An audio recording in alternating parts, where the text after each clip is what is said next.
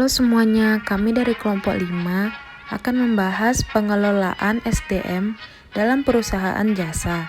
Berikut kelompok kami terdiri dari Elizabeth Melinda, Francisca Sofia, Inolda Angel, Rosa Manulang, dan Vincentia Hondro.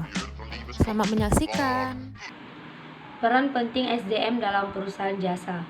Di tengah-tengah pesatnya kecanggihan teknologi, peran SDM dalam menentukan keberhasilan perusahaan tidak bisa diabaikan.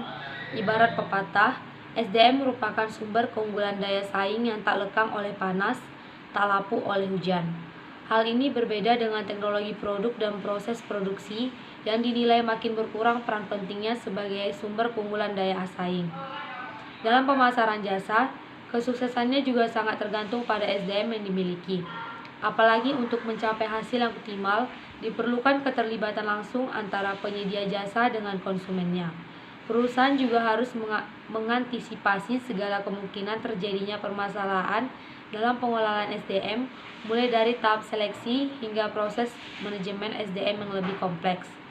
Tingkat perhatian dan penekanan pada peran SDM dalam memasarkan jasa adalah sangat penting, apalagi pada era globalisasi saat ini, di mana tidak akan ada batas anobilitas sumber daya Pengolahan SDM perusahaan jasa.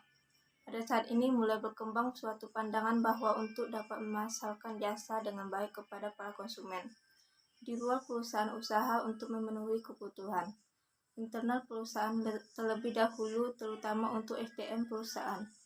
Internal marketing menciptakan suatu efektivitas kerja SDM sebelum mereka berhubungan dengan para konsumen.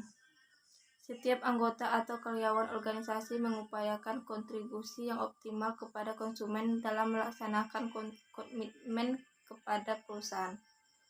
Dalam menciptakan suatu kerjasama jangka panjang antara manajemen, karyawan, dan konsumen, konsep internal marketing ini memberikan suatu pandangan bahwa internal market of employer akan memberikan pengaruh yang cukup signifikan bagi perusahaan maupun bagi konsumen, sehingga internal marketing penting untuk diperhatikan sebagai upaya yang bersifat membangun customer service. Customer service meliputi berbagai aktivitas di seluruh area bisnis yang berusaha mengkombinasikan antara penjualan jasa untuk memenuhi kepuasan konsumen, mulai dari perusahaan, pemrosesan, hingga pemberian hasil jasa melalui komunikasi untuk mempererat kerjasama dengan konsumen.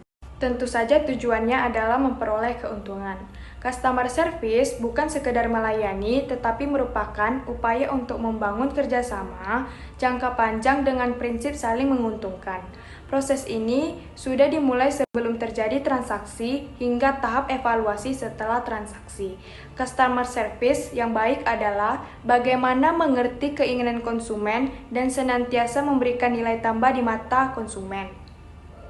Untuk mencapai kinerja yang tinggi dalam customer service, manajemen perusahaan jasa juga harus menyiapkan SDM melalui training tentang bagaimana menghadapi permintaan konsumen, mengadakan komunikasi personal yang memberikan kesempatan bekerja sama dengan kualitas lebih baik. Proses manajemen SDM dan operasi jasa. Implementasi dari seluruh aspek yang terkait dengan SDM perusahaan jasa ini menuntut adanya suatu komitmen. Cara pandang dan pelaksanaan peran konsumen dalam mempersepsikan value dari kualitas sering ditentukan oleh customer value dari perusahaan. Bahkan, customer service telah menjadi senjata utama dalam memenangkan persaingan. Industri asuransi, bank, perusahaan penerbangan, bahkan manufaktur, kesulitan membedakan output perusahaan mereka dengan pesaingnya kecuali melalui customer service. Siapapun dapat meniru penawaran jasa yang disajikan. Misalnya, bank menawarkan keamanan, kemudahan, tingkat bunga yang menarik, yang semua hampir dapat dipenuhi oleh semua bank.